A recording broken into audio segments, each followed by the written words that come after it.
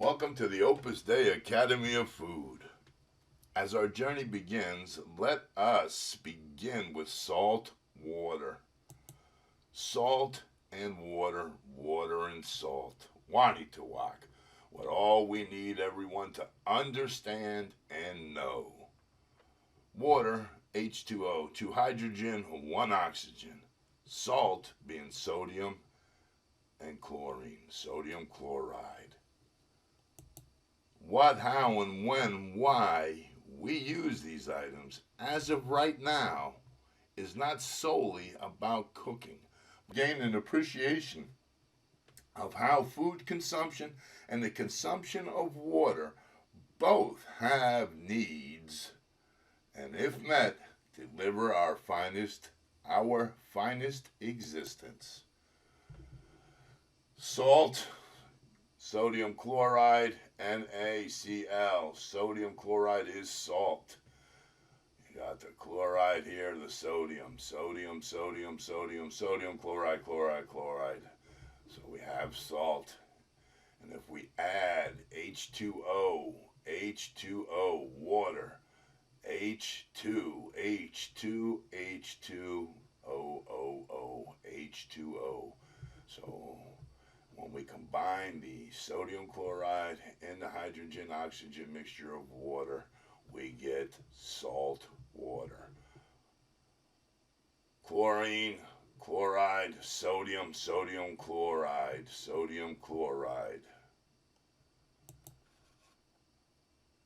So here we have chlorine and sodium.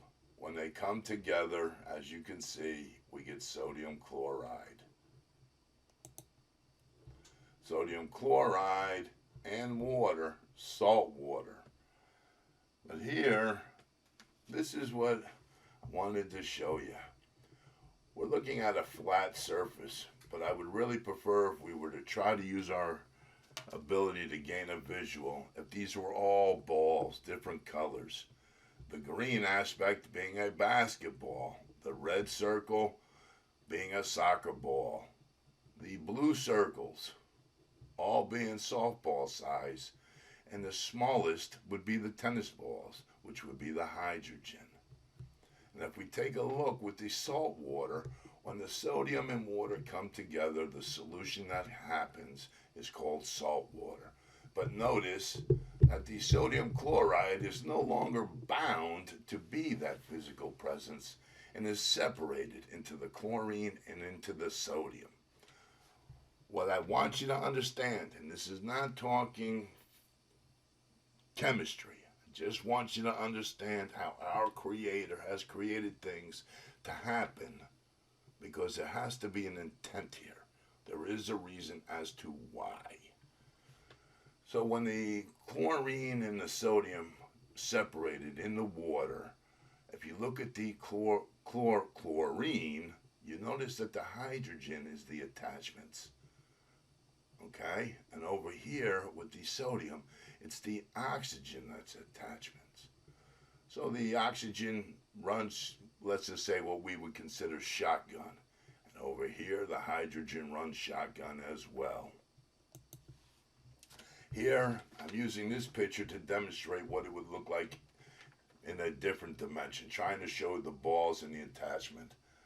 So this would be the sodium chloride, and this would be the chlorine and the sodium together, sodium chloride. Amount of salt would look much like this, and as the water comes together, it's the hydrogen molecules, the oxygen molecules, and how they become balls and become water, H2O.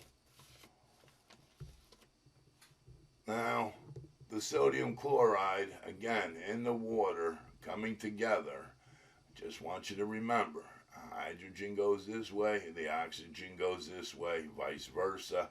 All I want you to understand is that we just have to appreciate the fact that it happens this way. And we see that the salt and the water come together, that here the salt water is no longer the sodium chloride, but is actually separated.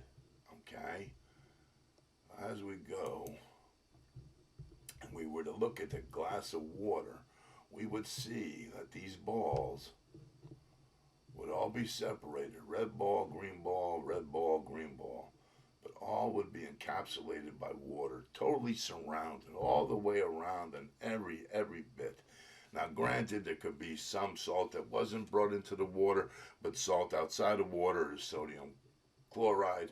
When it is brought into the water solution, at some point it is sodium and chlorine.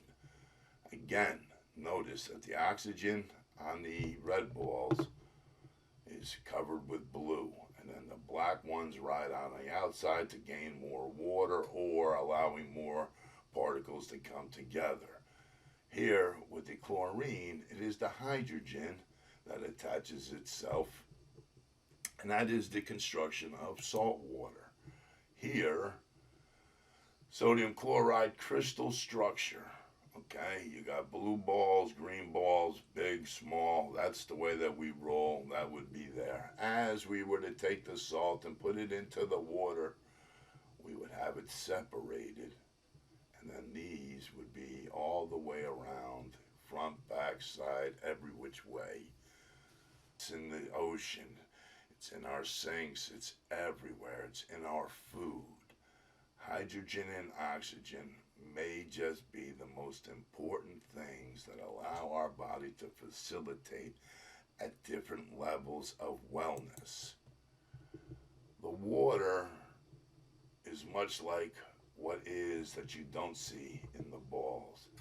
Every other aspect that is not balled up is the water. All the little balls and the bigger balls are all what we would say captured and are brought forth in, out, through our systems, through either the water in our blood, the water in our belly, the water in our mouth, water in our intestines. Different sized balls all allow for these to be separated and allows our body to conduct itself, whether it be poorly conducted or superiorly conducted. The conductivity is occurring. It occurs not only in our consumption, but as well in our processing. And as the water is utilized and the nutrients are brought in, what we bring in must depart. Now, what departs our body is the muck. So what I'm trying to demonstrate here, these are all the muck particles that leave our body somehow, some way, encapsulated so that there's a flow. Whether this green would be the urine or whether it is a fecal matter. When our body departs, it is delivered into this system of muck removal, whether it be the urine or the fecal matter or the poo, so to say. Our poo contains stuff that we wanted to rid the body of. Not just saying excess, but everything the body cares to rid itself of. Water, H2O, must be looked at to understand water is the only thing that our body is given that doesn't have to be metabolized. It's just utilized.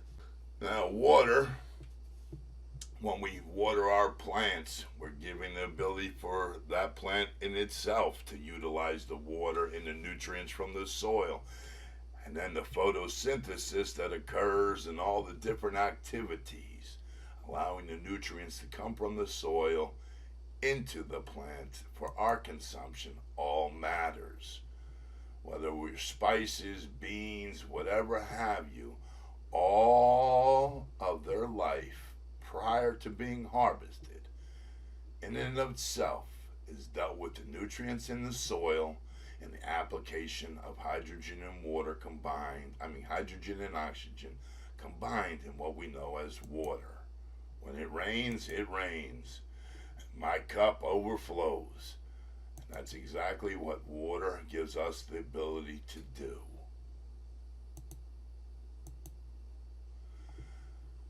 What I am saying to you, as it is promised, I will bless you so you will be a blessing. We, as human beings, couldn't come up with this understanding. We could not just create soil and plants and all this nonsense. All this was said since the beginning in time. These plants, these apples, these leaves, this soil, each and every one of them utilizes water. But what would you be willing to do to receive God's blessing? Could you just simply drink a glass of water when you wake up instead of hitting the old coffee? Could you drink a glass of water after you got home from school before drinking some kind of hyped up juice or some soda? What I'm saying to you, I'm not asking you to stop drinking the soda or stop drinking the coffee, but I'm asking you to allow your body to allow itself its level best and being able to facilitate what is good for the body and what is not good for the body. Keep on applying too much negative, you're not going to receive the positive. But receive enough positive, the negative cannot have an adverse reaction